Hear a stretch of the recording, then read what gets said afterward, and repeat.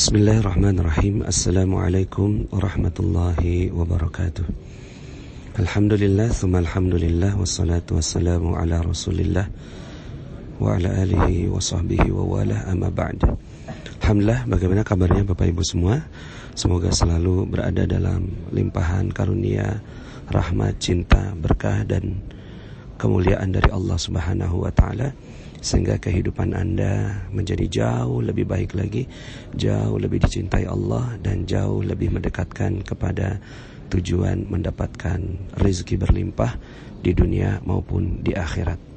Bapak Ibu, dalam kesempatan kali ini saya ingin menyampaikan materi tentang goa keajaiban. Saya akan bagi dalam beberapa audio, ya. Ini audio pertama. Saya menyampaikan materi ini di Raudhah, ya. Sekarang saat ini sedang berada di Raudhah. Bukan apa-apa, tujuannya semata-mata agar menjadi doa, agar Anda semua mendapatkan keberkahan berlimpah dari Allah Subhanahu wa ta'ala. Karena Raudhah merupakan salah satu tempat yang sangat-sangat utama, sangat tinggi nilainya di sisi Allah Subhanahu wa ta'ala. Dalam sebuah hadis Rasulullah SAW menyampaikan, baina baiti wa mimbari raudhatun min riyadil jannah. Di antara rumahku dan mimbarku ada taman di antara taman-taman surga. Nah, Bapak Ibu yang dirahmati Allah Subhanahu wa ta'ala, saya doakan semoga Anda semua bisa datang ke Raudhah ini untuk berdoa, bermunajat kepada Allah Subhanahu wa ta'ala, dan mendoakan agar kehidupan Anda menjadi jauh lebih baik di dunia maupun di akhirat. Islam ini agama yang ajaib, Bapak Ibu. Ajaib sekali, ya. Kitabnya ajaib, nabinya ajaib, dan kisah-kisahnya semuanya adalah kisah-kisah yang ajaib, ya. Dan lawan dari keajaiban adalah hukum sebab akibat, atau hukum, ya, yang disebut sebagai hukum alam, ya. Sebenarnya itu adalah sunnatullah, hukum yang berlaku di alam. Tapi ketika Allah Subhanahu wa ta'ala berkehendak, maka kehendaknya lah satu-satunya yang bisa dilakukan atau terjadi di alam ini. Ketika Allah Subhanahu wa ta'ala mengatakan, berfirman di dalam Al-Quran, innama amruhu idza arada syai'an ayyakula lahu kun fayakun. Sesungguhnya jika Allah berkehendak, ya, maka Allah cukup katakan kun fayakun. Jadi, maka jadi. Maka Bapak Ibu yang dirahmati Allah, inilah yang dijanjikan oleh Islam.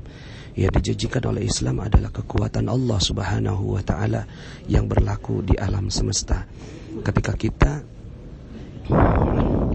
mendekat, ya, kepada Allah Subhanahu wa ta'ala, maka keajaiban pun akan terjadi. Bagaimana tidak ajaib, Bapak Ibu? Nabi Musa bisa membelah lautan. Nabi Ibrahim bisa Allah izinkan menjadikan api menjadi dingin. Nabi Daud atas izin Allah bisa memikirkan besi. Nabi Sulaiman atas izin Allah bisa berbicara dengan seluruh makhluk yang ada di dunia ini, ya, bisa memimpin atau memerintahkan jin dan seterusnya. Ya, Nabi Isa bisa menghidupkan tanah liat, ya, dan menjadi burung yang terbang, begitu, ya. Kemudian Rasulullah SAW dengan 300 mukjizatnya yang iktibar, yang dikenal, ya, salah satunya adalah bisa mengeluarkan susu dari kedua jemarinya atau dari jari jemarinya, bisa membelah bulan, ya. Dan mukjizat terbesarnya Rasulullah SAW adalah Al-Quran. Nah, artinya Islam ini agama yang ajaib, mengajarkan hal yang ajaib, ya, mengajarkan hal yang ajaib, menceritakan hal yang ajaib. Dan ternyata, ya, bukan hanya para nabinya yang mendapatkan kemukjizatan, tapi para sahabat, ya, para ulama, para wali juga mendapatkan keajaiban dari Allah Subhanahu wa ta'ala. Dan keajaiban ini bukan mukjizat, tapi ma'unah, ya, pertolongan dari Allah Subhanahu wa ta'ala. Nah, jika nabinya ajaib, kitabnya ajaib, agamanya ajaib, wali-walinya ajaib, masa kita nggak ajaib, Bapak Ibu, ya? Pastinya insya Allah kita semua pun bisa mendapatkan keajaiban. Dan itu yang kita harapkan, ya. Banyak orang bergantung kepada kehidupan yang sebab akibat. Ketika dia melakukan A, maka dapat B. Ketika dia melakukan sesuatu, maka dia mendapatkan sesuatu. Padahal Islam menjanjikan hal yang jauh lebih dahsyat daripada itu. Ya, baik. Kelanjutan dari audio ini saya akan sampaikan dalam audio kedua, ya, masih dalam seri Goa Keajaiban. Untuk sementara penyampaian di Raudhah cukup sekian. Ya, saya Nasrullah. Sampai jumpa dalam audio-audio berikutnya. Assalamualaikum warahmatullahi wabarakatuh. Bismillahirrahmanirrahim. Assalamualaikum warahmatullahi wabarakatuh. Alhamdulillah, tsumma alhamdulillah, wassalatu wassalamu ala rasulillah, amma ba'd. Bagaimana kabarnya Bapak Ibu semua? Semoga Anda selalu dalam karunia, cinta, rahmat, berkah yang berlimpah dari Allah Subhanahu wa Ta'ala, sehingga hidup Anda penuh dengan kemuliaan, penuh dengan keajaiban, dan penuh dengan ketinggian dari Allah Subhanahu wa Ta'ala. Baik Bapak Ibu, saya ingin melanjutkan materi tentang Goa Keajaiban. Ini adalah audio kedua, ya, setelah sebelumnya saya menyampaikannya di Raudhah. Bapak Ibu, seperti yang saya sampaikan bahwa Islam ini adalah agama yang ajaib, ya, dan memang mengajaknya kepada keajaiban, ya. Jadi keajaiban ini bukan hanya diberikan kepada para nabi, ya. Kalau untuk para nabi ini disebut sebagai mukjizat, dan sudah banyak sekali dikenal dengan mukjizat-mukjizatnya para nabi dan rasul. Kemudian keajaiban yang berikutnya adalah kepada para walinya, ya, wali-wali Allah Subhanahu wa Ta'ala, ya. Dan ini disebut sebagai karomah. Salah satunya misalnya karomah yang terjadi di zamannya Nabi Sulaiman alaihissalam. Ada seorang yang diberikan ilmu yang memindahkan istana Ratu Balkis, ya. Kemudian juga ada karomah yang diberikan kepada ibunda Maryam, ya, binti Imran, ya, ibunda dari Nabi Isa alaihissalam. Beliau di dalam surat Ali Imran disebutkan ketika beliau berada di mihrabnya, lalu kemudian ada makanan yang datang, ya, kepada ibunda Maryam. Padahal beliau bukan nabi, ya, tapi ini disebut sebagai wali. Nah, keajaiban-keajaiban itu juga terjadi bukan hanya kepada para wali-walinya, ya, para ulama juga, ya. Kita mendengarkan banyak sekali sejarah tentang para ulama-ulama yang memiliki keutamaan dan keajaiban yang luar biasa, ya. Nah, termasuk kita semua juga bisa mendapatkan keajaiban. Nah, kalau para orang mukmin yang mendapatkan keajaiban itu bukan disebut mukjizat, bukan disebut sebagai karomah, tapi disebut sebagai ma'unah, ya, pertolongan dari Allah Subhanahu wa Ta'ala. Misalnya, ya, tiba-tiba rumahnya kebakaran dan kayaknya nggak mungkin secara logika dia bisa keluar dari kobaran api itu, tapi ternyata dia selamat. Nah, ini namanya ma'unah, ya.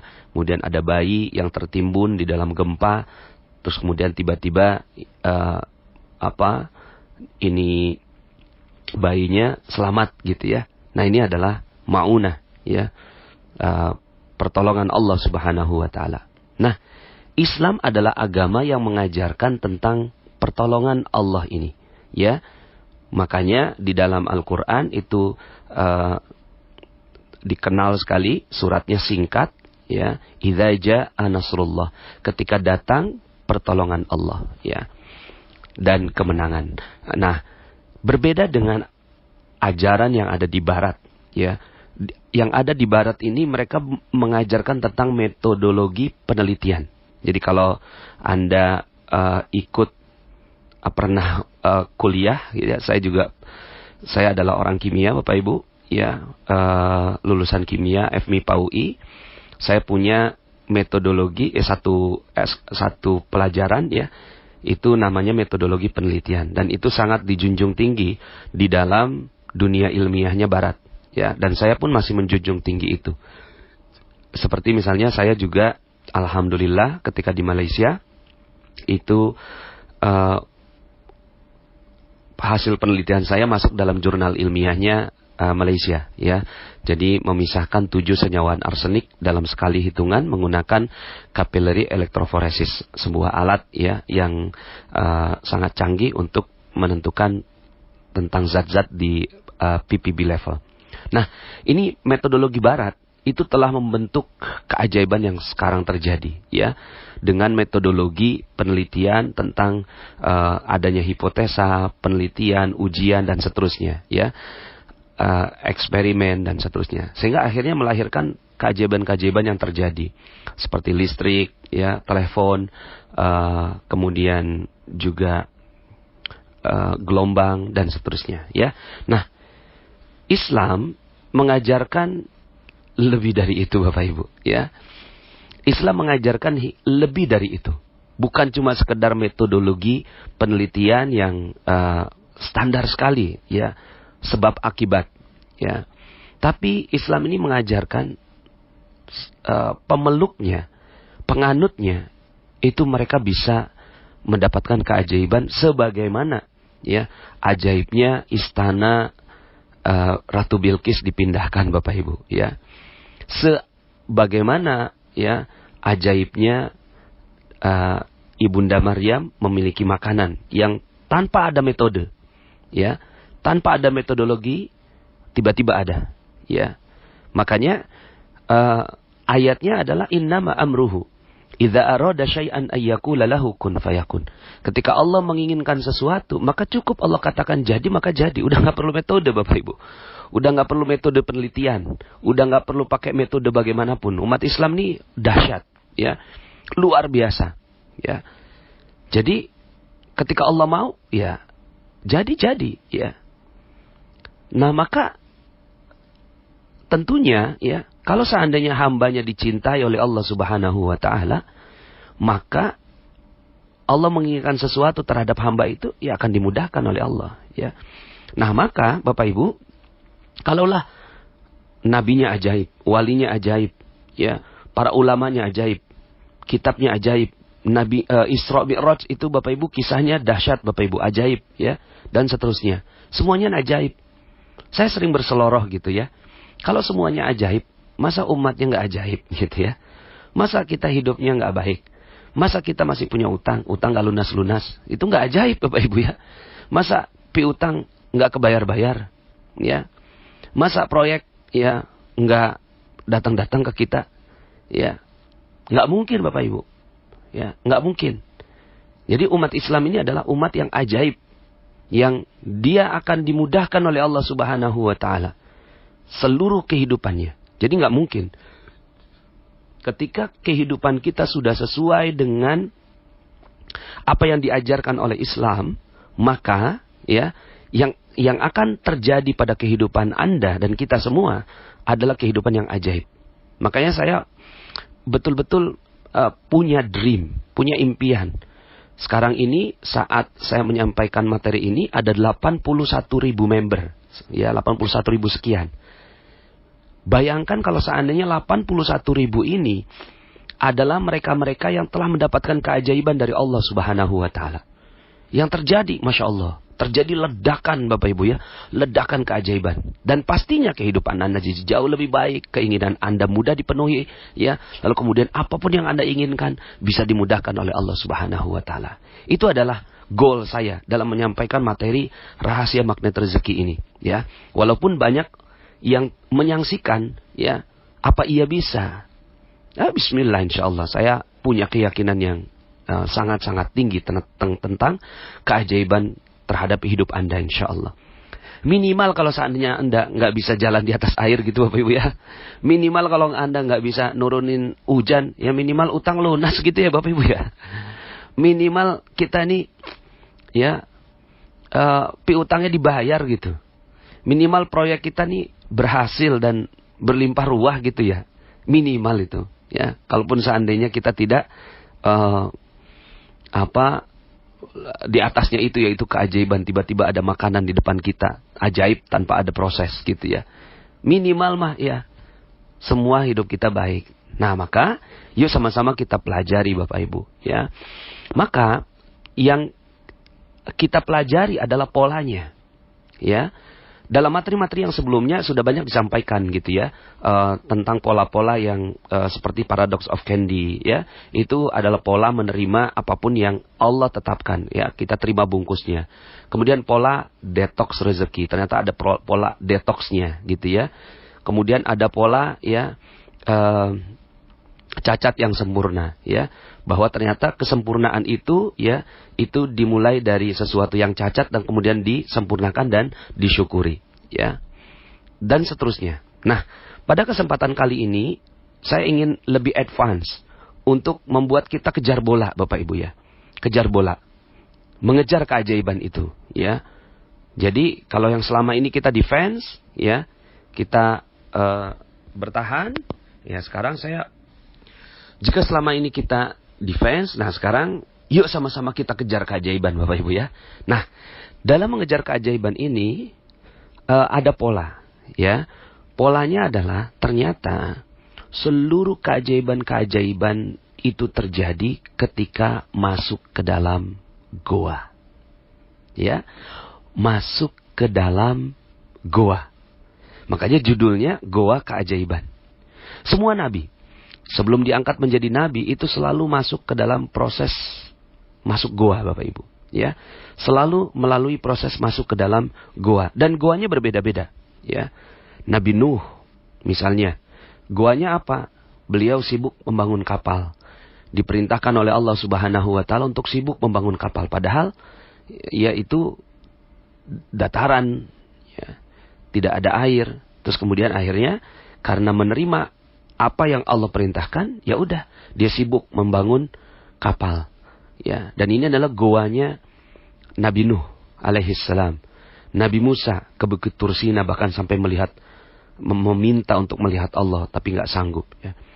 Kemudian Nabi Yusuf alaihissalam, goanya adalah masuk ke dalam sumur, kemudian menjadi budak, kemudian dipenjara. Nah, ini adalah proses goanya Nabi Yusuf. Kemudian Nabi Yunus alaihissalam, goanya adalah masuk ke dalam perut ikan paus, ya. Nah, ini selalu berulang, ya. Polanya ini selalu berulang. Rasulullah SAW, ya, goanya apa? Ya, Gua Hira. 3,5 tahun beliau bertahanus di Jabal Nur, ya, di Gunung Cahaya dan di Gua Hira. Ya, di Jabal Nur ada Gua Hira di sana. Kemudian yang tadi saya ceritakan, Ibunda Maryam, goanya adalah mihrab, tempat beribadah kepada Allah Subhanahu wa taala. Maka ini goanya berbeda-beda tapi polanya sama, ya. Polanya sama. Setelah mereka berada di dalam goa, terjadi keajaiban. Setelah mereka masuk ke dalam goa, terjadi keajaiban. Begitu Bapak Ibu, ya. Nah, maka bahkan karena ada yang bilang mungkin begini, itu kan para nabi, itu kan para wali, ya. Enggak, bahkan ini jadi kurikulum Bapak Ibu. Ya, jadi kurikulum kepada umat Islam. Ya, menjadi kurikulum. Jadi kalau seandainya eksperimen, penelitian itu menjadi kurikulum bagi seorang mahasiswa, maka goa, ya, itu masih menjadi kurikulum bagi seorang yang mencari keajaiban. Makanya kenapa Allah khususkan satu surat, ya, khususkan satu surat berjudul Goa yang namanya Al-Kahfi, ya. Dan bahkan bukan hanya sekedar dijadikan nama ayat seperti An-Nisa nama ayat, Al-Maidah nama ayat, tapi tidak diminta untuk berulang-ulang, ya. Paling ya kalau seandainya membaca tadarus begitu, ya. Tapi Al-Kahfi itu salah satu surat yang disunnahkan untuk dibaca berulang-ulang setiap malam Jumat, ya. Dan ini saya sudah sampaikan dalam materi Khairul Razikin untuk membaca Al-Kahfi ini. Nah, ini adalah satu pola yang berulang. Bahwa ternyata Allah ingin mengajarkan agar kita semuanya juga masuk goa. ya, agar kita semua umat Islam, ya, orang yang beriman itu masuk ke dalam goa. Dan Allah ceritakan di sana, ya, nahnu naqussu 'alaika naba'ahum bil haqq innahum fityatun amanu bi rabbihim wa zidnahum huda. Kami telah menceritakan cerita ini dengan benar, ya. Seakan-akan Allah Subhanahu wa taala ingin mengatakan bahwa proses Al-Kahfi ini adalah sebuah proses al-haq. Naba'ahum bil haq, ya. Jadi kalau kamu mendapat keajaiban ini loh, ya. Aku berikan kepada kalian satu kisah, ya. Innahum fityatun amanu, ya. Jadi mereka adalah pemuda yang beriman kepada mereka, kepada Rob mereka. Jadi syarat pertama ketika kita masuk ke dalam goa ini adalah beriman, penuh yakin kepada Allah Subhanahu wa taala, lalu kemudian wazidnahum huda.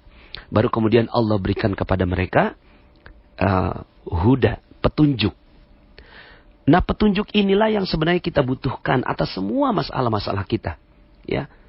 Hutang kita nggak beres, kita butuh hudan, kita butuh petunjuk. Ya Allah, tolong tunjuki saya gimana caranya memperbaiki ini utang sekian miliar ini, ya, amanah sekian miliar. Piutang nggak dibayar orang, kita butuh petunjuk gimana cara nagihnya dengan baik, begitu ya. Proyek nggak beres-beres, kita perlu minta petunjuk dari Allah. Kerjaan, ya, tiba-tiba kita di PHK, kita perlu petunjuk. Makanya wazidnahum huda. Maka sekali lagi saya garis bawahi, ya, garis tebal, pakai stabilo warna merah, ya, dan gambar bintang-bintang gitu Bapak Ibu, ya. Masuk ke dalam goa keajaiban merupakan kurikulum bagi umat Islam, ya.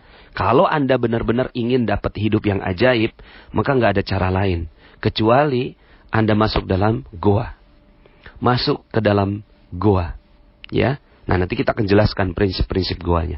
Nah, sebelum saya jelaskan prinsipnya, saya jelaskan tentang satu ayat, ya, di dalam surat Al-Kahfi itu,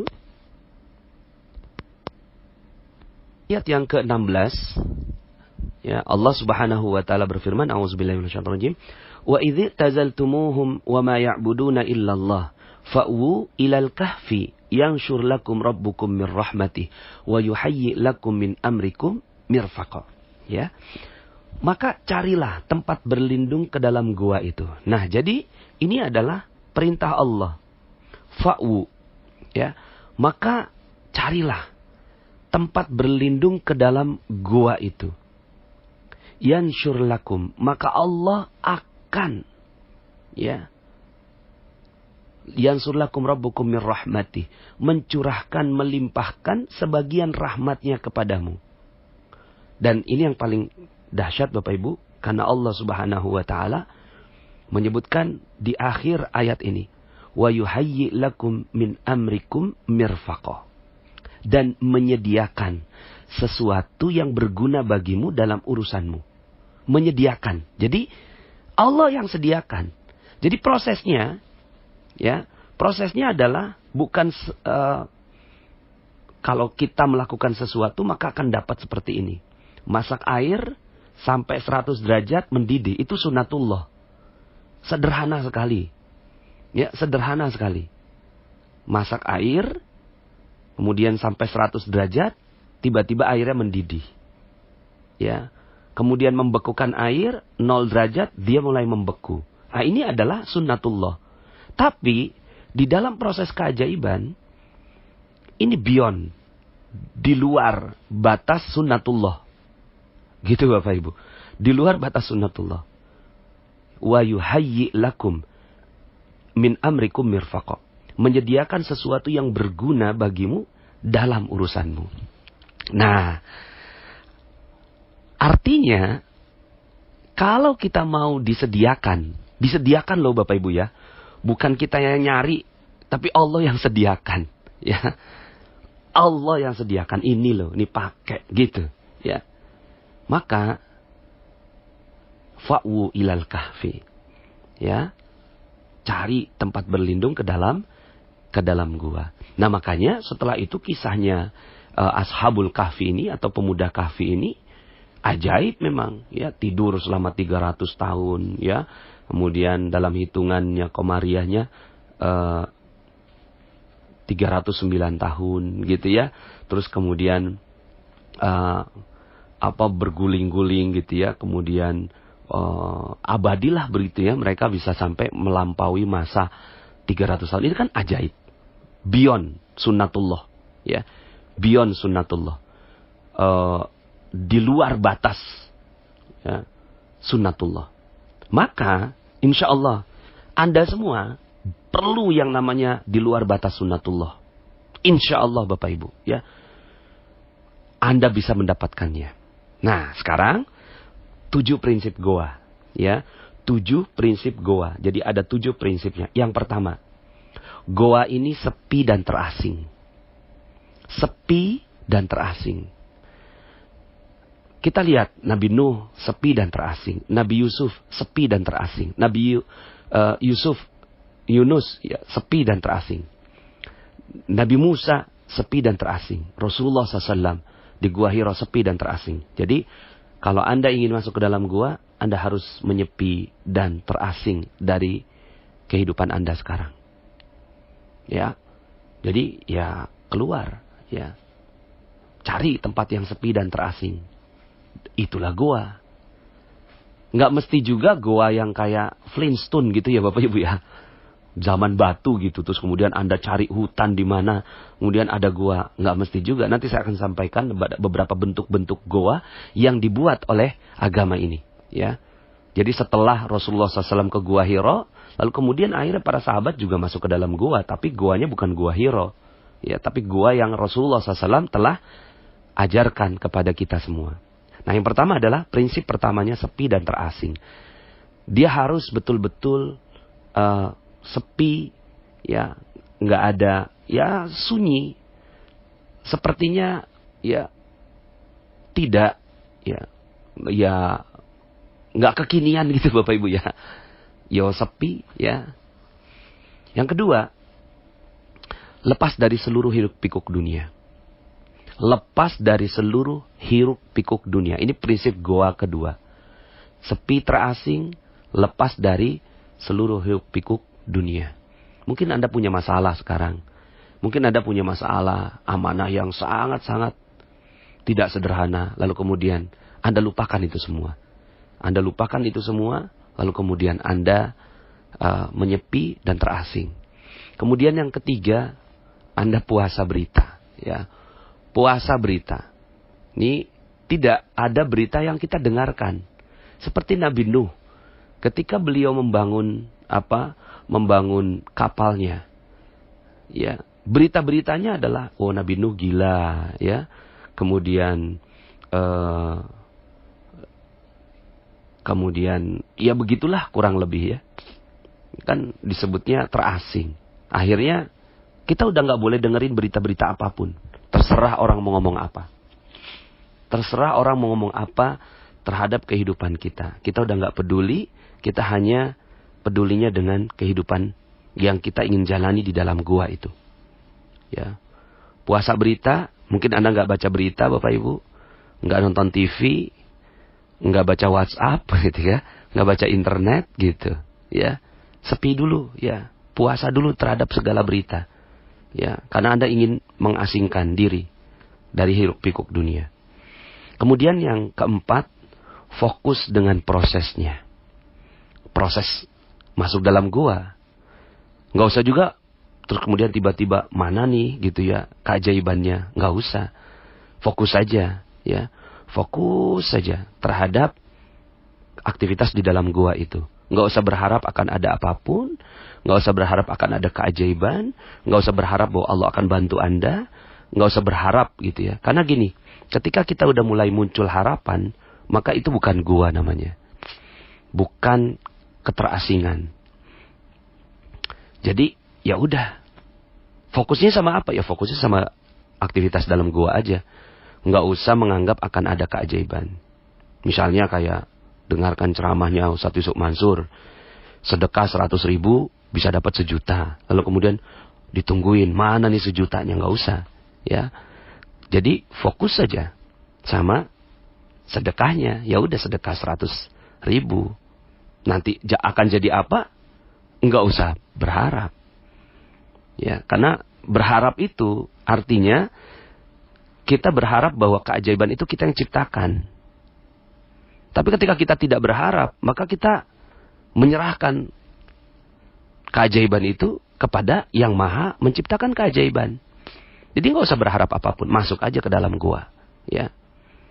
Kemudian yang berikutnya jiwa tenang. Ya, jiwanya dia memiliki ketenangan batin yang luar biasa. Makanya digambarkan, disimbolkan para Ashabul Kahfi itu tertidur dengan nyenyak. Ya. Cool, tenang, jiwanya tenang. Makanya kalau Anda perhatikan, ini kan sudah materi ke-34 ya Bapak Ibu ya. Ini materi-materi yang sebelumnya itu membawa kita untuk masuk ke dalam fase ketenangan jiwa ini. Ketika jiwa nggak tenang, keajaiban nggak bisa terjadi. Maka tenang aja dulu, ya. Jalankan semua materi-materi yang sebelumnya, ya. Saya sudah jelaskan panjang lebar. Ya, kalau didengarkan mungkin kurang lebih 18 jam. Ya, tidak mudah untuk menceritakan tentang ketenangan, tapi kalau Anda jalankan semuanya, materi-materi yang sebelumnya, baru Anda paham. Ya. Apalagi Anda yang baru pertama kali mendengarkan langsung loncat ke materi 34 ini pasti nggak nyambung. Ya. Jadi, jiwa tenang seperti seorang bayi yang digendong oleh ibunya sendiri. Tenang. Coba Anda perhatikan bayi. Lihat matanya. Ketika digendong sama orang lain, itu masih ada bergerak-gerak gitu ya. Masih belum tenang. Tapi ketika ibunya yang menggendong, gitu ya. Terus kemudian apalagi diberikan air susu, itu si bayi tenang. Nah, di dalam gua, kita harus seperti itu. Aplikasinya mungkin kita punya masalah, punya amanah, punya hutang, punya proyek yang nggak selesai, di PHK, tapi kita tenang, nggak ada jeruk nipis, terima bungkusnya, ya. Kemudian kita seperti cicak dan jerapah, sabar, dan kita mulia seperti cacat yang sempurna. Lalu kemudian kita tenang, cool, dan seakan-akan nggak terjadi apa-apa. Kita berada dalam perlindungan Allah Subhanahu wa Ta'ala. Ya. Nah, prinsip berikutnya adalah ini seperti yang digambarkan oleh Stephen Covey dalam bukunya Seven Habits, ya, bahwa proses di dalam gua itu sama seperti mirip-mirip dengan proses mengasah gergaji. Ya, proses mengasah gergaji. Jadi ini prinsip goanya. Ya, kenapa goa itu penting? Dan kenapa secara ilmiah, apakah ini bisa dipertanggungjawabkan? Ya iya. Seperti yang dikatakan oleh Stephen Covey. Kalau seandainya Anda punya 8 jam. Waktu untuk menebang pohon. Mana yang Anda pilih? 6 jam untuk menebang. 2 jam untuk mengasah gergaji. Atau 6 jam untuk mengasah gergaji. Dan 2 jam untuk menebang pohon. Pastinya 6 jam untuk mengasah gergaji. Dan 2 jam aja untuk menebang pohon. Karena menebang pohon ini perlu tenaga yang lebih besar. Nah, daripada 6 jam keluar tenaga lebih besar, mendingan 2 jam aja keluar tenaga lebih besar. Maka ini adalah proses mengasah gergaji. Ya, jadi prinsip goa adalah prinsip mengasah gergaji. Dan yang terakhir, yang ke-7, semakin sering Anda masuk ke dalam goa, semakin mudah keajaiban tercipta. Jadi semakin sering masuk ke dalam goa, ya, masuk lagi ke dalam goa, masuk lagi ke dalam goa. Apalagi kalau hidup Anda memang udah di dalam goa, ya. Tapi ya mungkin pelan-pelan. Sekarang masuk, ya, mungkin dalam waktu 24 jam, 1 jam masuk goa, ya. Mungkin hari kedua 1,5 jam, hari ketiga 2 jam, hari keempat, ya, mungkin 2,5 jam. Makin naik gitu ya. Nah, semakin sering masuk ke dalam goa, maka semakin mudah keajaiban itu tercipta. Ya mungkin sederhananya, semakin Anda menjalankan materi-materi magnet rezeki dari awal sampai akhir ini, maka keajaiban itu jadi kayak habit. Tiba-tiba hidup sudah jadi ajaib aja begitu ya. Seperti itu. Ya. Nah, itu 7 prinsipnya. Kemudian saya lebih dalam lagi tentang sebab masuk ke dalam goa. Sebab masuk ke dalam goanya ada 2. Yang pertama, karena terpaksa. Ya. Sebagian besar orang masuk ke dalam goa itu karena terpaksa. Terpaksa karena menghadapi masalah. Ya. Terpaksa karena menghadapi masalah. Ya, jadikan aja masalahnya itu sebagai goanya. Ya, mungkin karena dulu nggak tepat gitu kan dalam investasi, lalu kemudian akhirnya sekarang harus masuk penjara, lalu kemudian dijadikan penjaranya itu sebagai goa. Nah, dia masuk ke goa itu sebagai bentuk terpaksa. Atau mungkin dia dihina orang. Ya, penghinaan dari orang lain juga bagian dari goa itu. Ya. Mungkin kita sedang menghadapi masalah debt collector yang datang terus, ya. Maka ini adalah goa yang kita terpaksa menghadapinya. Doanya berbeda dengan yang sengaja, ya. Ini yang terpaksa. Nah, orang-orang yang terpaksa ini doanya adalah la ilaha illa anta subhanaka inni kuntu minadz zalimin. Sebagaimana Nabi Yunus alaihi salam masuk ke dalam ikan paus, lalu ini adalah doanya Nabi Yunus. Sering-sering baca doa ini. La ilaha illa anta subhanaka inni kuntu minadz zalimin. La ilaha illa anta subhanaka inni kuntu minadz zalimin. Ini adalah doa orang yang masuk ke dalam gua dengan terpaksa. Ya. Kemudian sebab masuk ke goa yang kedua adalah sengaja. Dia sengaja memang. Ketika mungkin sebagian dari Anda mengatakan bahwa ya saya hidup baik-baik saja, nggak ada masalah gitu ya. Maka Anda ingin sekali hidup Anda betul-betul ajaib. Ya, ajaib. Maka Anda sengaja nih setelah mendapatkan materi ini, Anda sengaja dengan kesadaran dan ilmu lalu masuk ke dalam goa. Maka doanya juga berbeda. Doanya adalah Rabbi adkhilni mudkhala sidqin wa akhrijni mukhraja sidqin waj'alni min ladunka sultanan nasira. Ya. Jadi doa yang terpaksa itu la ilaha illa anta subhanaka inni kuntu minadz zalimin. Tiada ilah selain Engkau ya Allah, subhanaka maha suci Engkau, inni kuntu minadz zalimin. Sesungguhnya aku berada dalam keadaan yang zalim.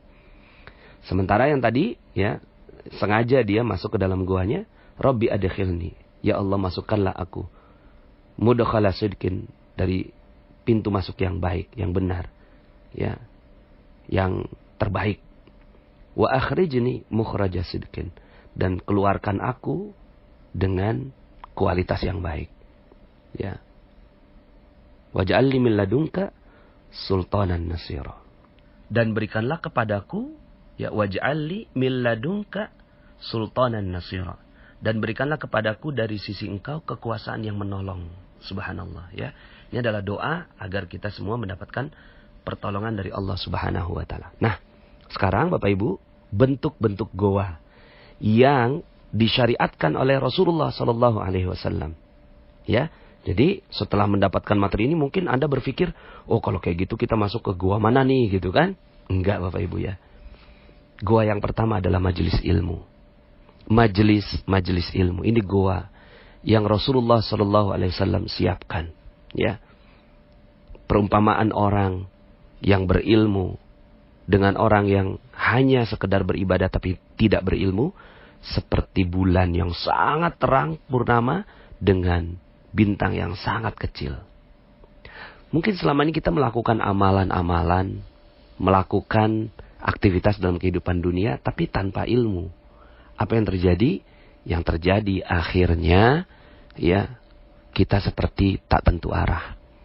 Makanya mungkin ada beberapa di antara Anda yang japri saya, Pak Nas, seandainya lah saya mendapatkan ilmu ini, magnet rezeki, mungkin 5 tahun yang lalu. Mungkin saya nggak cerai dengan suami saya. Tapi ya sudah terjadi. Maka, subhanallah, seandainya 5 tahun yang lalu kita masuk ke dalam goa. Nah, goa ini adalah majelis ilmu. Nah, majelis ilmu di mana? Yang mana? Majelis ilmu ya di mana saja. Intinya ketika ada perkumpulan orang.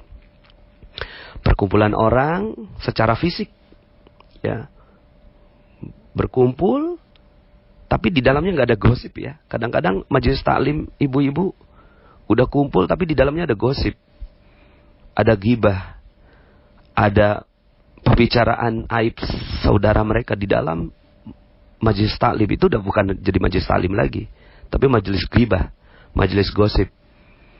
Yaitu nggak bisa untuk menjadi keajaiban. Yang dibutuhkan adalah majelis yang benar-benar belajar tentang ilmu, belajar tentang keilmuan. Ya, makanya guru saya ketika beliau punya hajat, beliau tuh datang nyari majelis ilmu yang benar-benar majelis ilmu yang belajar benar-benar mengkaji kitab misalnya, ya. Lalu kemudian duduk, walaupun itu bukan majelisnya dia, tapi duduk di pinggir, itu dapat berkahnya. Nah, itu adalah goa. Jadi goa yang Rasulullah SAW berikan kepada umat Muhammad SAW setelah ini adalah goa berupa ilmu. Masya Allah, ya. Jadi datangi majelis-majelis ilmu, ya. Mungkin Anda bisa datang ke pengajian pekanan gitu ya. Datang, paksa diri Anda untuk selalu datang ke majelis ilmu seperti ini, ya. Nah, ini yang pertama. Yang kedua, semua solat adalah goa, Bapak Ibu. Semua solat, ya. Semua solat adalah goa. Makanya dia sepi, terasing, melupakan semua hiruk pikuk dunia. Kemudian puasa dari segala berita, kan masuk dalam prinsip-prinsipnya, ya. Maka semua solat itu adalah goa. Maka kalau seandainya Anda sedang gundah gulana dan seterusnya, maka ya sudah, langsung keluar, ya. Kemudian ambil wudhu, solat. Terutama solat malam, ya. Solat malam ini adalah kualitas solat yang terbaik. Tentunya selain yang fardu, solat sunnah terbaik adalah solat malam. Maka datang solat malam, ya. Dalam Al-Quran Allah Subhanahu wa ta'ala menyebutkan, wa minal laili fatahajjat bihi nafilatan lak asa ayyab'atsaka rabbuka maqaman mahmuda. Dan pada sebagian malam hari bersembahyanglah, tahajudlah kamu sebagai suatu ibadah tambahan. Mudah-mudahan Allah mengangkat kamu ke tempat yang terpuji, ya. Jadi, nah bahkan tadi doa yang tadi Rabbi adkhilni itu adalah setelah ayat wa minal laili ini, ya. Dan Allah janjikan wa qul ja'al haqq wa zahaqal batil innal batila kana zahuqa. Dan katakanlah yang benar telah datang dan yang batil telah lenyap. Artinya keajaiban datang. Dan yang batil itu misalnya masalah-masalah kita, akhirnya lenyap pelan-pelan. Jadi sering-seringlah sholat. Sering-seringlah sholat dengan kualitas goa. Ya, kualitas goa. Kualitas goa itu ya sepi, terasing. Melupakan semua masalah dan hiruk pikuk dunia. Puasa berita, orang mau ngomong apa, ya. Makanya ketika para pahlawan misalnya ditangkap sama Belanda, ya. Pangeran Diponegoro ketika ditangkap Belanda, minta sholat dulu, masuk ke dalam goa dulu, baru kemudian ditangkap sama Belanda. Kemudian beriktikaf di masjid. Beriktikaf di masjid. Jadi goanya ini udah dijadikan sebagai kehidupan masyarakat kita.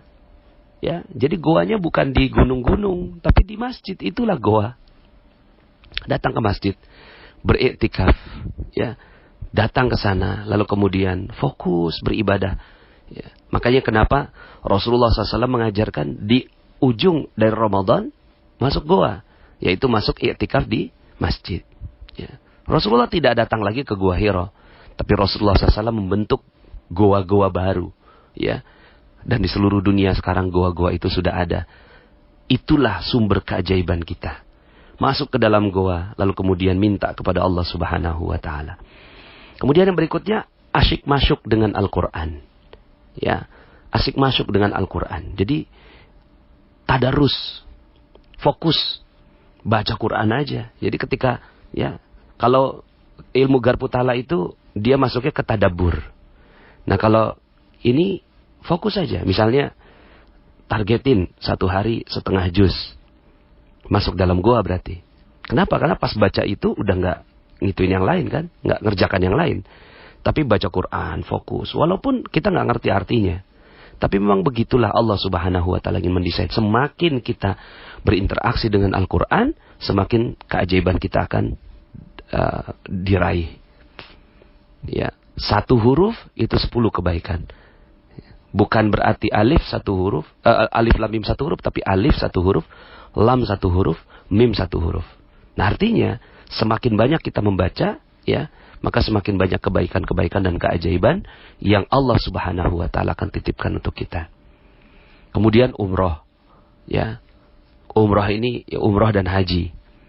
Keluar dari tanah air bahkan. Ya, tapi bukan untuk bertamasya ala kadarnya, berwisata saja, tapi untuk beribadah dan masuk ke dalam goa. Ya, makanya mohon izin saya menyampaikan materi Goa Keajaiban ini pada saat perjalanan saya umroh.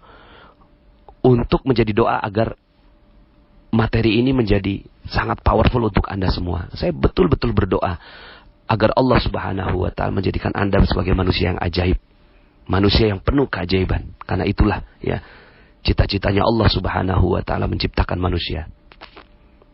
Dan semua tempat-tempat yang mustajab, semua tempat-tempat yang mustajabah untuk berdoa adalah goa. Makanya kemarin saya di Raudhah, itulah goa. Ya. Kemudian nanti materi ketiga saya akan sampaikannya, mudah-mudahan insyaallah di Multazam, adalah tempat yang mustajab untuk berdoa. Ya. Kemudian waktu-waktu yang mustajab untuk berdoa adalah juga goa. Jadi pas waktunya, misalnya turun hujan, itulah goa bagi kaum muslimin. Turunnya hujan, langsung minta doa kepada Allah Subhanahu wa taala. Ya, jalankan 7 prinsip goanya, sepi terasing, lupakan semua masalah hiruk pikuk dunia, puasa berita gitu kan. Fokus dengan prosesnya doa saja gitu ya. Kemudian tenang seperti bayi ya. Kemudian proses mengasah gergaji dan ya, semakin sering kita lakukan, maka semakin ya Allah Subhanahu wa taala akan memberikan. Makanya waktu itu ada seorang syekh dari Palestina datang ke satu masjid. Tiba-tiba ada hujan turun. Dia tanya kepada pengurusnya, ini hujan? Iya, dia keluar. Ya, keluar dan dia main-main dengan hujan. Karena hujan ini adalah bagian dari waktu yang mustajabah, keadaan yang mustajabah untuk berdoa. Ya, kemudian di antara 2 khutbah saat khutbah Jumat, ya. Kemudian di antara di antara azan dan iqamah, ya. Kemudian di waktu sahur, ya. Dan seterusnya. Silahkan dipelajari ini adalah bentuk-bentuk goa yang Allah Subhanahu wa taala berikan untuk kita umat Islam. Nah, Bapak Ibu, saya sisakan materi terakhir yaitu tentang cerita, ya.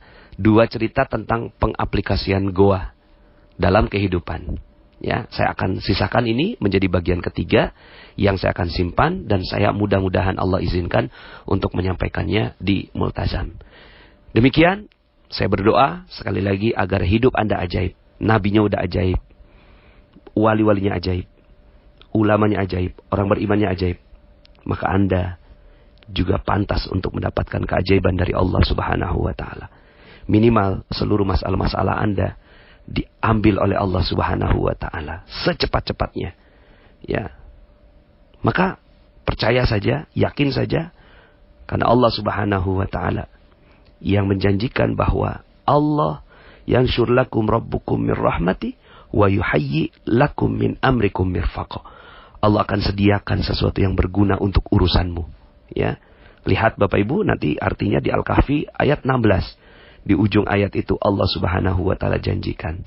Maka ya sekali lagi selamat menyepi di dalam gua, ya. Apalagi kalau seandainya Anda sudah bisa hidup sepanjang detiknya, sepanjang menitnya, sepanjang jamnya Anda berada di dalam gua, maka keajaiban pasti terjadi pada kehidupan Anda. Tapi mulainya dari yang pelan-pelan, ya. Anda cintai dulu gua-gua yang Rasulullah SAW ajarkan. Maka insya Allah dengan kecintaan kita terhadap goa yang Allah, Rasulnya ajarkan pada kita, semakin akan membuat kita makin bisa menikmati goa keajaiban ini. Terima kasih, mohon maaf atas segala kekurangan. Saya Nasrullah. Sampai jumpa dalam audio-audio berikutnya. Assalamualaikum warahmatullahi wabarakatuh.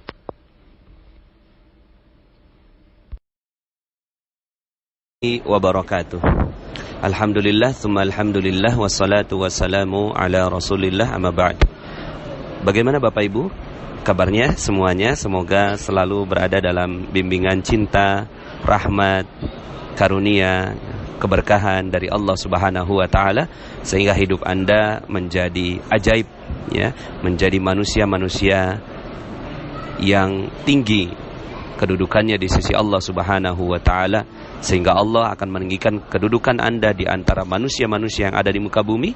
Bahkan Allah juga insya Allah akan meninggikan kedudukan Anda dari seluruh penduduk langit. Amin. Amin ya rabbal alamin. Bapak Ibu, pada kesempatan kali ini saya ingin melanjutkan seri ketiga, ya, dari materi Goa Keajaiban. Dan seperti janji saya akan menyampaikannya di Multazam, ya. Alhamdulillah sekarang berada di Masjidil Haram lantai 2 dan di lurusannya Multazam, ya. Mudah-mudahan ini lulusan Multazam, jadi kalau ditarik garis lurus ke Hajarul Aswad, ya. Bukan apa-apa Bapak Ibu, tujuan saya menyampaikan ini dengan keadaan dan tempat yang terbaik adalah agar materi ini benar-benar menghujam dan diizinkan oleh Allah Subhanahu wa taala masuk ke dalam hati kita semua, sehingga akhirnya kita menjadi manusia-manusia pilihan Allah Subhanahu wa taala.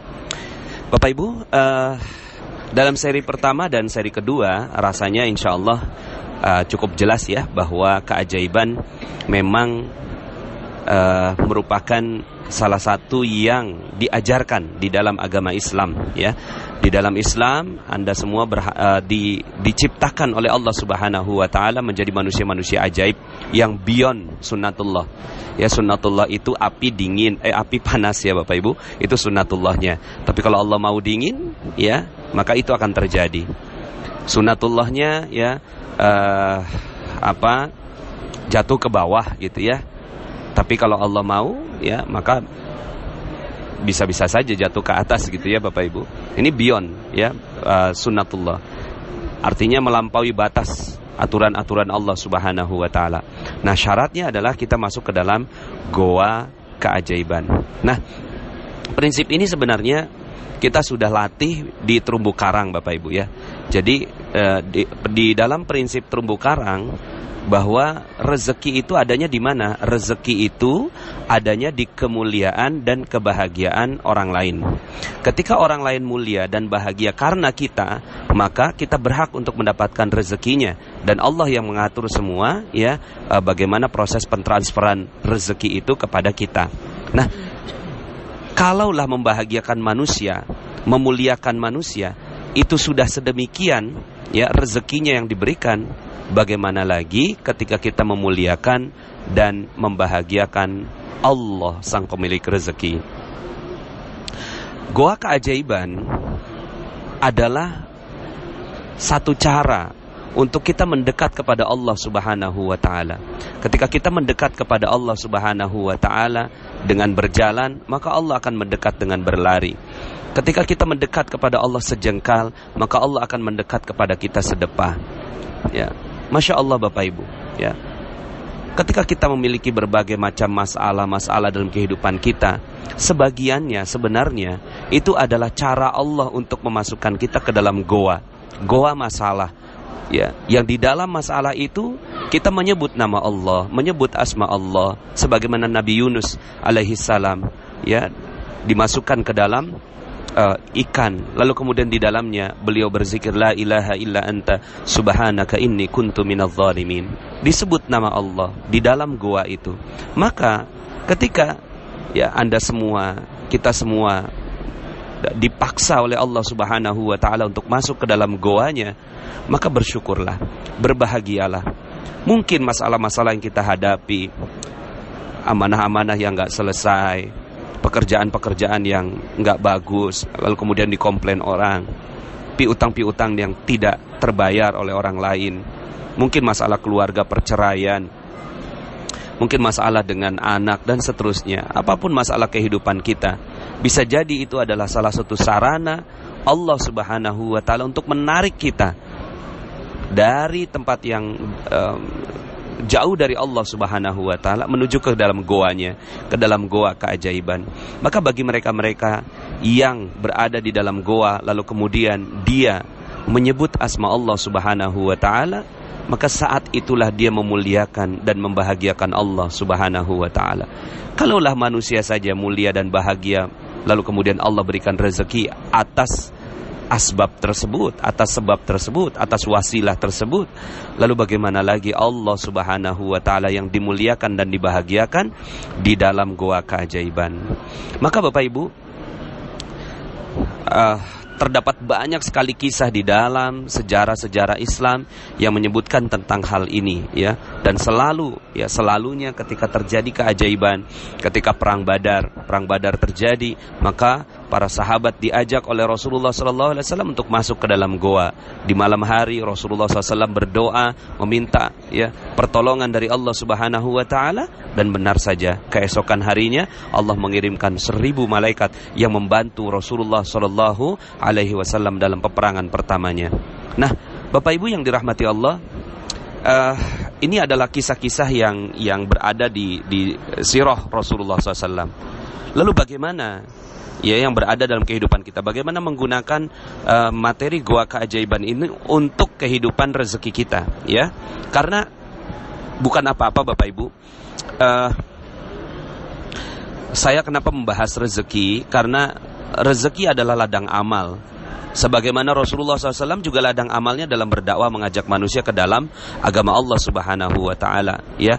Maka ketika kita berbicara dalam ranah rezeki, yang memang di dalam Al-Quran Allah Subhanahu wa Ta'ala sering mengulang tentang rezeki. Bahkan doanya Nabi Ibrahim alaihissalam juga meminta rezeki, ya, kepada anak keturunannya, ya.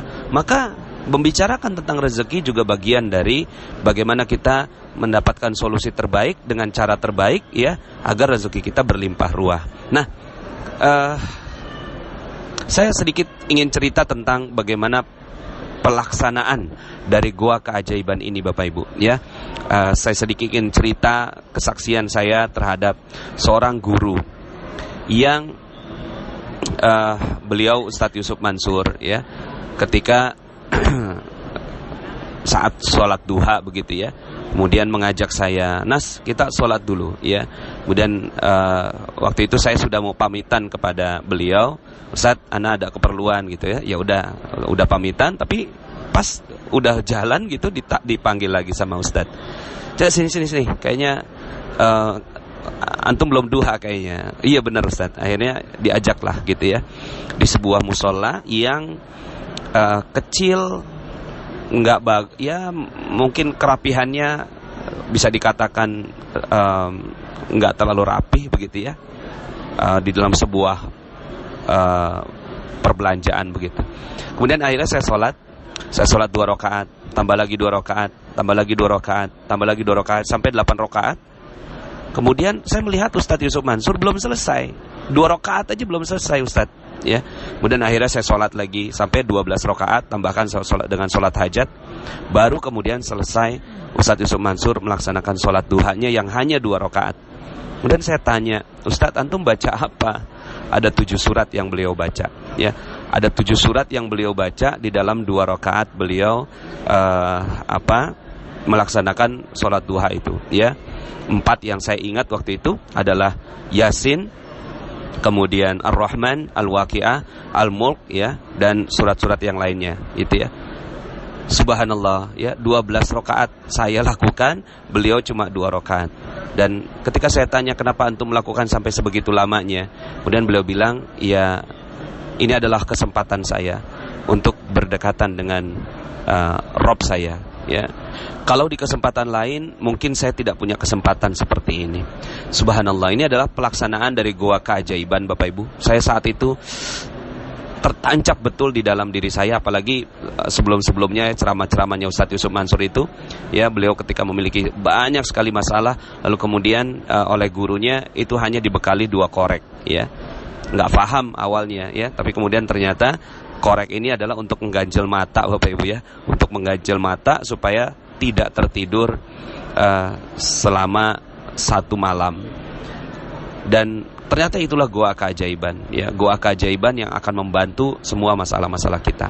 Nah, saya menciptakan 2 kisah. Kisah yang pertama adalah kisah tentang Abah Hasan. Abah Hasan ini adalah bapak mertua dari kakak saya yang pertama.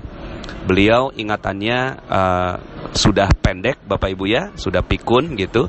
Kemudian ketika saya datang ke rumah beliau, ditanya, ini siapa? Nasrullah. Dari mana? Depok. Duduk deh gitu ya.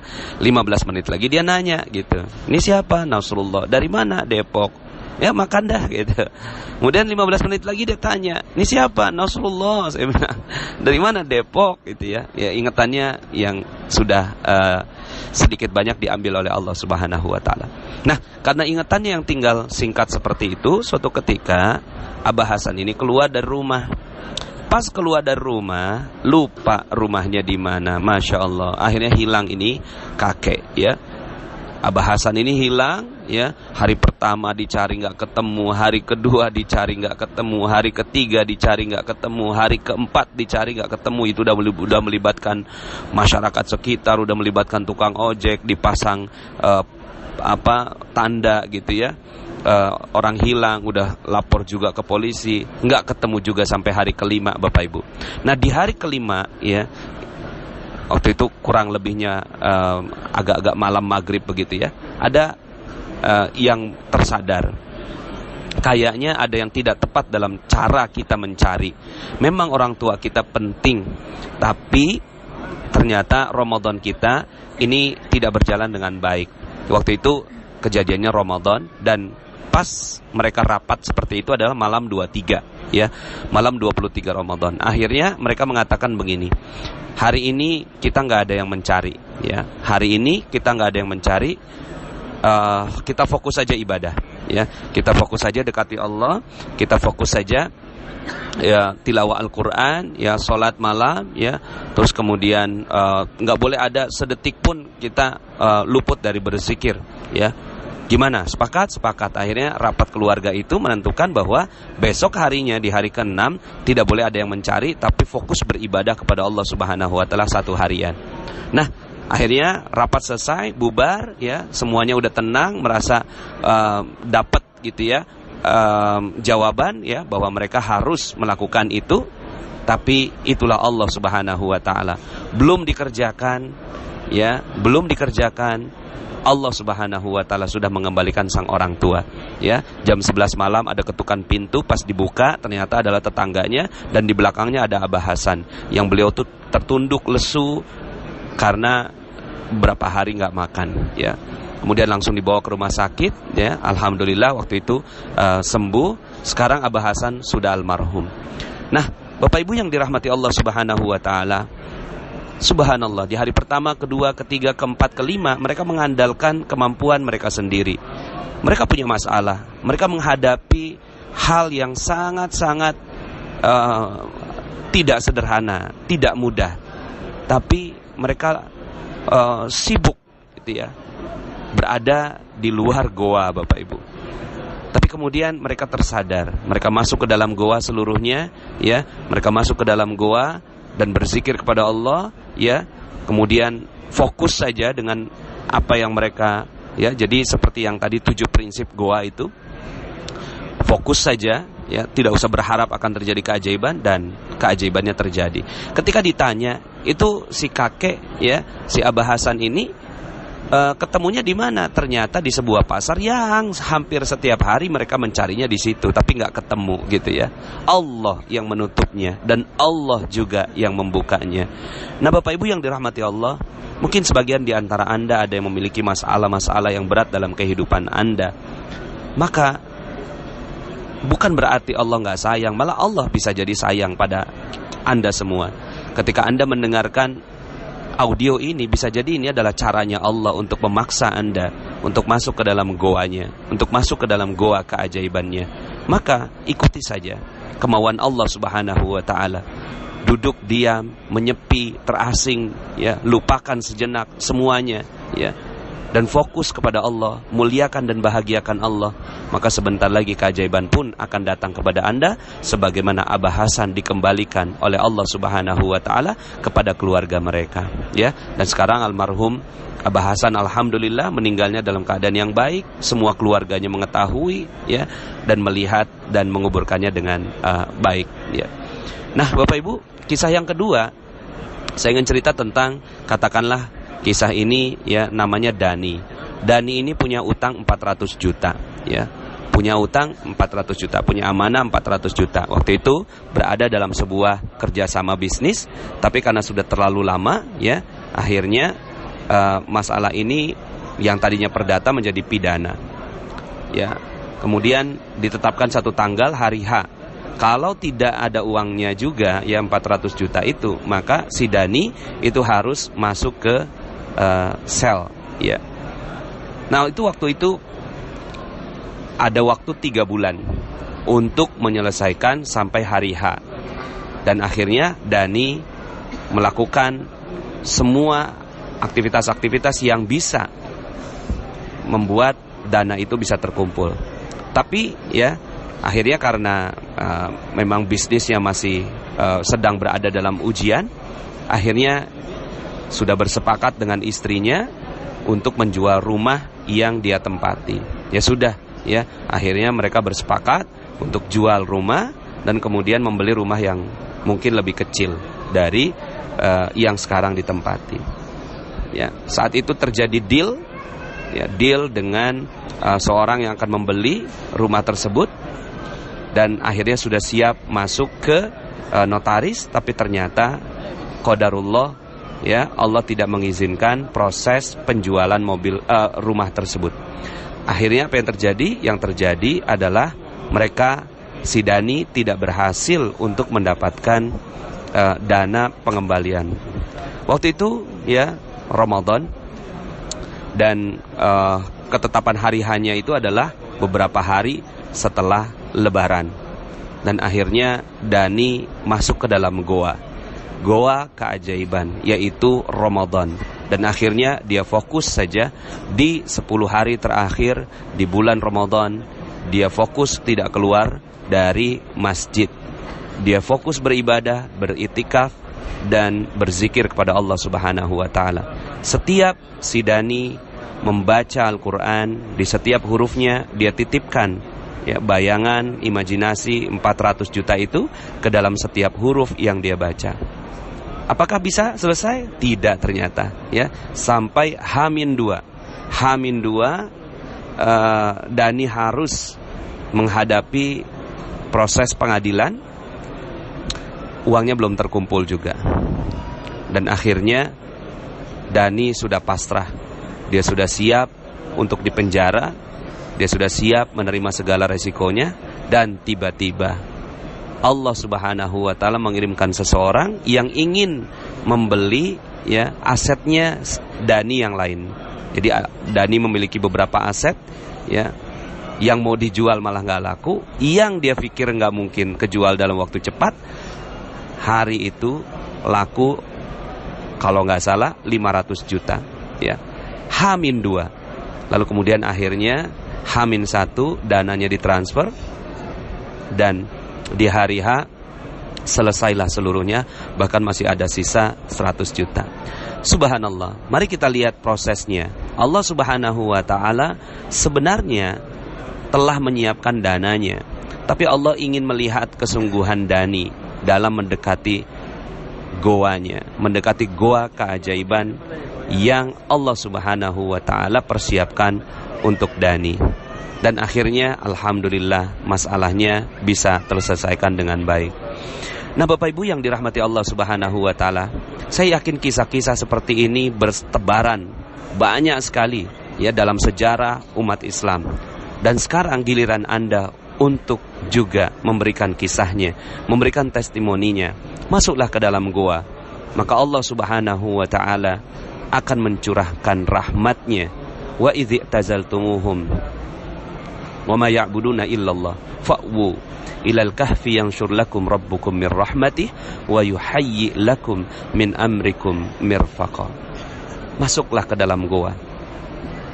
Lalu kemudian nanti Allah akan mencurahkan sebagian rahmatnya dan menyediakan penyelesaian atas urusan mereka. Masya Allah Bapak Ibu, saya doakan di Multazam ini, saya doakan benar-benar Anda semua akan mendapatkan rahmat, berkah, cinta, kemuliaan, kejayaan dari Allah Subhanahu wa Ta'ala melalui materi Goa Keajaiban ini. Secara tulus dalam hati saya yang paling dalam, saya mendoakan Anda agar menjadi manusia-manusia pilihan Allah Subhanahu wa Ta'ala. Kalaupun sekarang Anda berada dalam kondisi yang tidak beruntung, kondisi yang memiliki berbagai macam amanah, berbagai macam masalah, berbagai macam hal yang harus Anda selesaikan, itu hanyalah semata-mata kalaulah Anda ditakdirkan Allah untuk mendengarkan materi Goa Keajaiban ini, itu adalah cara Allah untuk menarik Anda masuk ke dalam goanya, cara Allah untuk memasukkan Anda ke dalam rahmat Allah Subhanahu wa Ta'ala, sebagaimana caranya Allah untuk memasukkan Nabi Yunus ke dalam ikan, dan kemudian akhirnya setelah itu Allah Subhanahu wa Ta'ala berikan keberkahan, kemuliaan, kejayaan kepada Nabi Yunus bin Matta.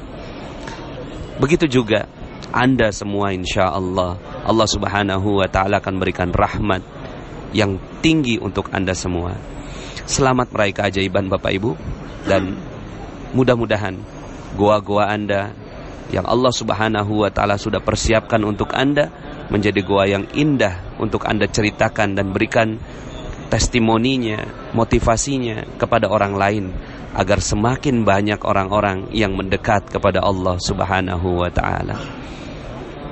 Demikian saya doakan agar Anda semua sekali lagi mendapatkan rahmat dari Allah Subhanahu wa Ta'ala. Allahumma rabbana taqabbal minna innaka antas samiul alim wa tub alaina ya Allah ya maulana innaka antat tawwabur rahim. Allahumma ya farijal ham wa ya kashifal gham wa ya mujib da'watil muttarrin rahmanad dunya wal akhirah wa rahimahuma anta tarhamuna farhamna rahmatan tughnina biha ar-rahmatika man siwak. Rabbana atina fid dunya hasanah wa fil akhirati hasanah wa qina adzaban nar. Bifadli subhana rabbika rabbil izzati amma yasifun wa salamun alal mursalin walhamdulillahi rabbil alamin. Demikian Bapak Ibu, mohon maaf atas segala kekurangan. Yang benar hanya datang dari Allah Subhanahu wa Ta'ala. Aqulu qouli hadza fastaghfirullahalazim li wa lakum. Saya Nasrullah, sampai jumpa dalam audio berikutnya. Assalamualaikum warahmatullahi wabarakatuh.